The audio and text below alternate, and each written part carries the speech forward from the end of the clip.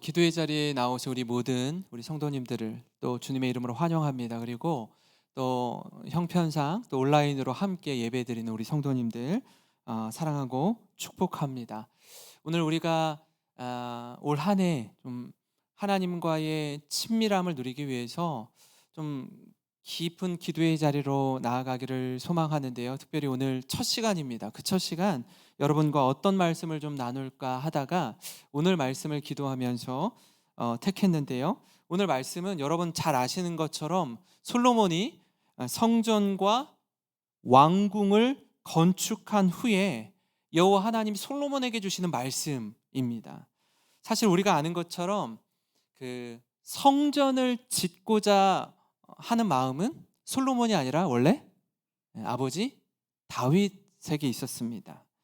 그러나 하나님은 다윗의 그 마음, 그 진심을 받으셨고 실제로 성전 건축을 하는 일은 솔로몬을 통해 건축하게 하셨습니다. 아는 것처럼 성전을 위한 모든 준비는, 성전 건축을 위한 모든 준비는 아버지 다윗이 다 준비해 두었습니다. 그리고 나서 솔로몬은 20년 동안 성전과 자기의 왕궁을 건축했는데요. 그 20년 가운데 7년 동안 이 성전을 건축했습니다. 이 성전을 완공한 후에 성전을 바라보는 솔로몬의 모습을 우리가 한번 상상해 볼까요? 얼마나 솔로몬뿐만 아니라 이스라엘 모든 백성들이 이 여호와의 영광이 머무는 성전을 볼 때 얼마나 감격했을까요? 그렇죠? 굉장했을 겁니다.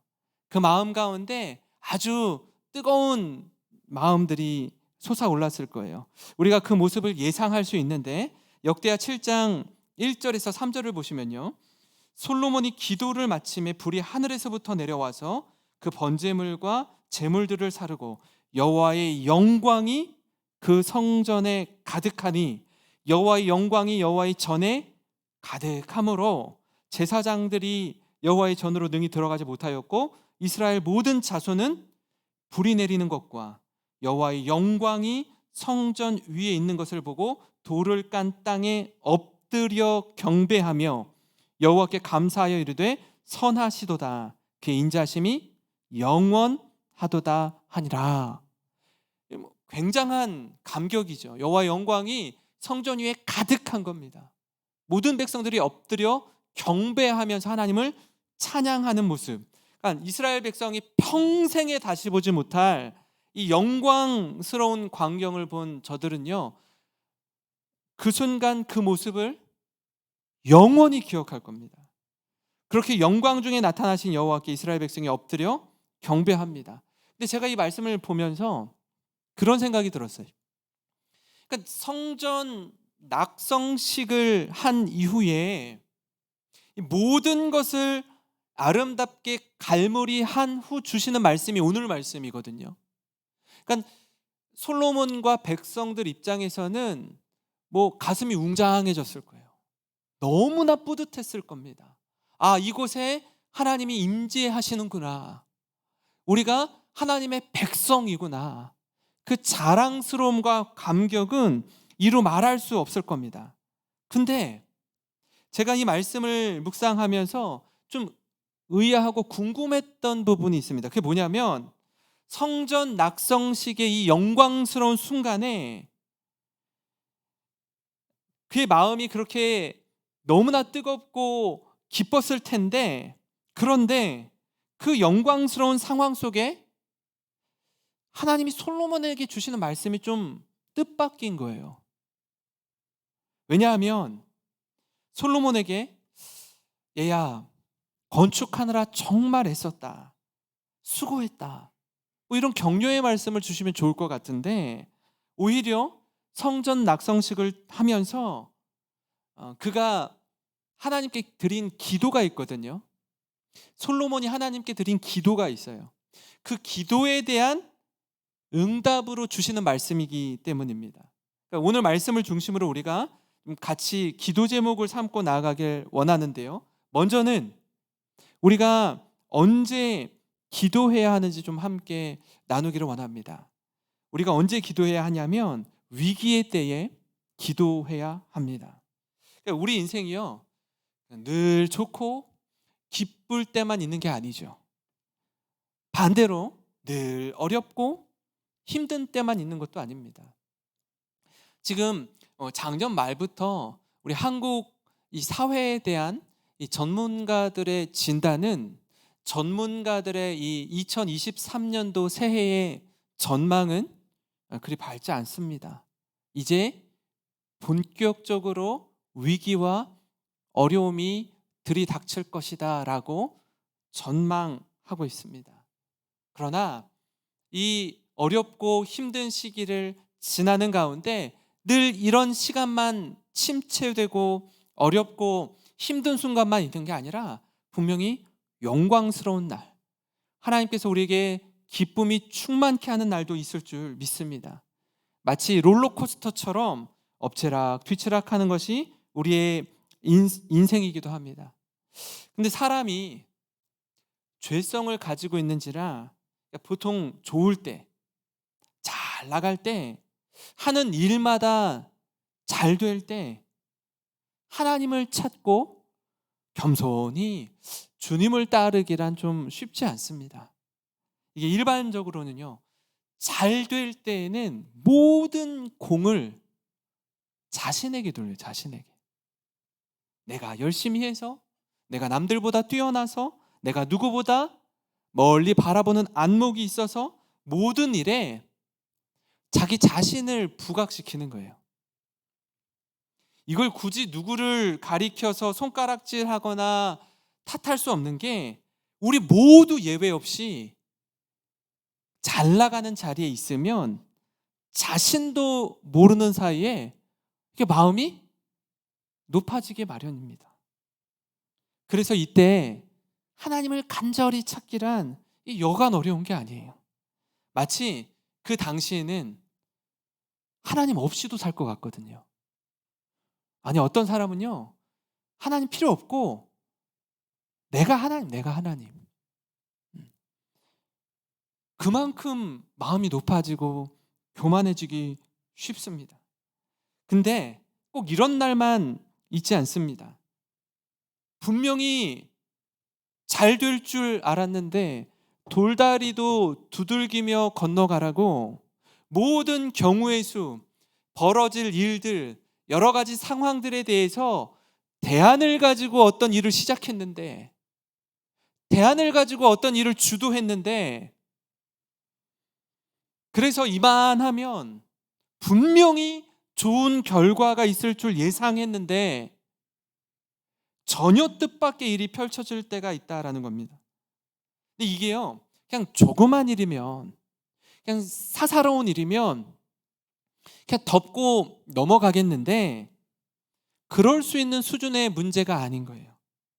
내 힘과 내 능력으로는 도저히 감당할 수 없는 큰 일을 겪는 겁니다. 그 일에 대해서 사실 솔로몬은 성전을 건축하면서 하나님께 이렇게 기도해요. 역대하 6장 26절에서 30절 말씀인데 한번 제가 읽어드리겠습니다.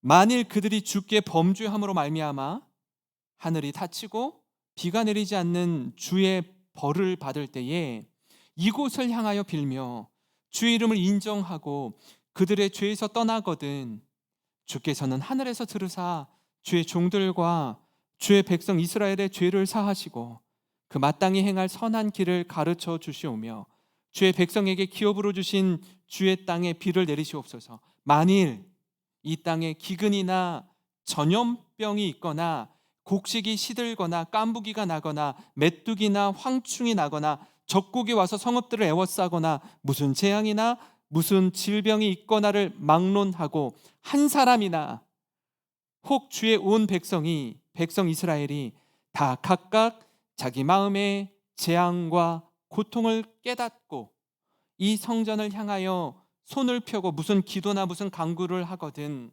주는 계신 곳 하늘에서 들으시며 사유하시되 각 사람의 마음을 아시오니 그의 모든 행위대로 갚으시옵소서. 주만 홀로 사람의 마음을 아심이니이다.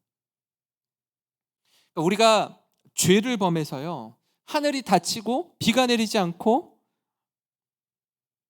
주님께 벌을 받을 때가 있습니다. 그 위기의 때에 기도하라는 거예요. 성전을 향해 기도하라는 겁니다. 여호와의 임재가 충만한 곳, 여호와를 찾으며 기도하는 것, 그것이 우리가 해야 할 일입니다. 근데 우리가요, 이 사안을, 이 너무나 중요한 이 사안을 가볍게 여기고 놓칠 때가 있습니다. 그리고 하나님께 이렇게 따지는 거예요. 하나님, 이 정도면 좀 어때요? 남들은요, 이보다 더 심해요. 근데 왜 우리를, 근데 왜 나를 가만두지 않으시냐고요. 그리고 계속 불평과 불만을 늘어놓는 겁니다. 세상 사람들은 이보다 더해도 가만두는데 왜 우리는 이 정도밖에 잘못하는 게 없는데 왜 가만두지 않느냐는 거예요.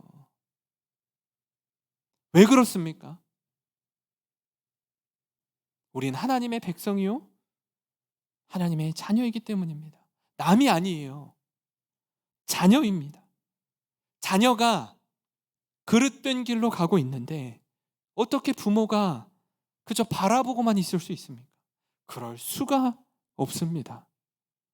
위기 가운데 하나님을 찾고 주님께 돌아오라는 겁니다. 솔로몬이요, 이 하나님께 드린 기도에 대해 응답하시겠다고 주시는 말씀이 바로 오늘 우리가 읽은 말씀입니다. 역대하 7장 14절에 내 이름으로 일컫는 내 백성이 그들의 악한 길에서 떠나 스스로 낮추고 기도하여 내 얼굴을 찾으면 내가 하늘에서 듣고 그들의 죄를 사하고 그들의 땅을 고칠지라. 믿습니까? 사랑하는 성도 여러분, 여러분 가운데 혹시 위기의 때를 지나고 계신 분이 있습니까? 도무지 이 사안은 도무지 내 힘과 능력으론 감당할 수 없는 어려운 시기를 지나고 있습니까? 그렇다면 바로 그 시간이 하나님께 엎드려 기도할 때인 줄 믿으시기 바랍니다. 기도하라고 주시는 하나님의 사인이에요. 그 하나님께 엎드리며 주님께 나아가는 저와 여러분이 되기를 주님의 이름으로 축원합니다.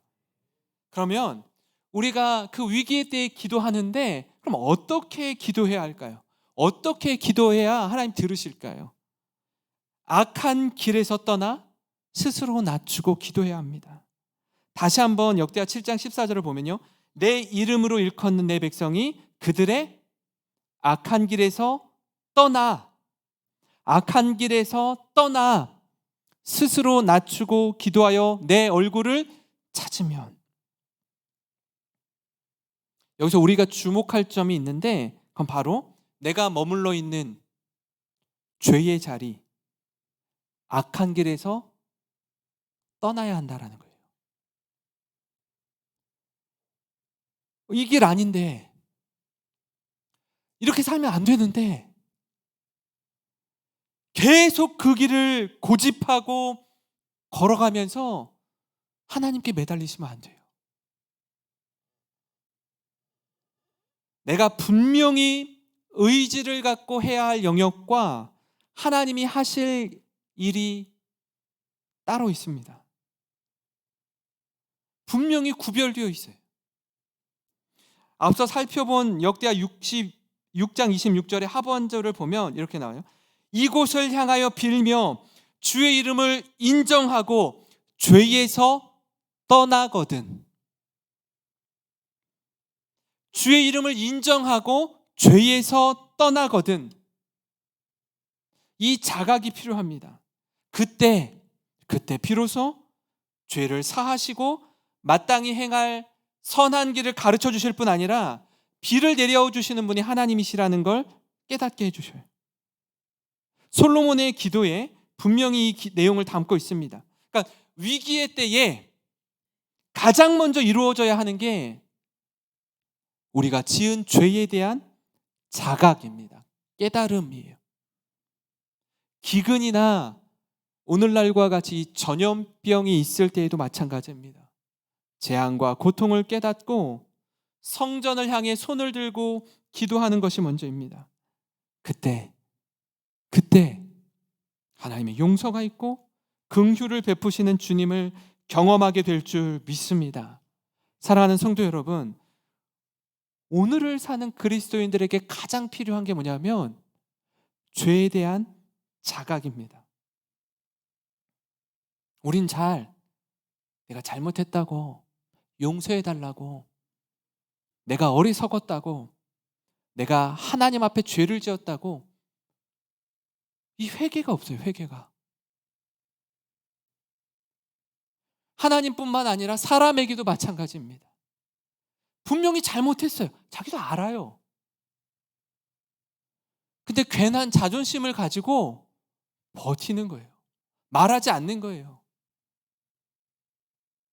끝내 잘못하지 않았다는 거예요. 모른 척하고 있습니다. 그러면서 반대로 그저 막무가내로 하나님께 살려달라고 아우성칠 때가 얼마나 많이 있습니까? 마치 나는 아무 잘못 없는 것처럼 그저 억울하다는 식으로 하나님께 나아가는 거예요. 하나님께 으름장만 놓고 엄포만 놓고 때만 쓰는 격입니다.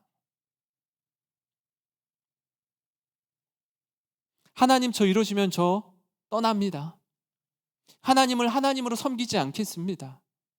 저 이거 들어주시지 않으면 저 금식합니다. 완전히 어린아이가 방바닥을 뒹굴면서 떼쓰는 격이라고요.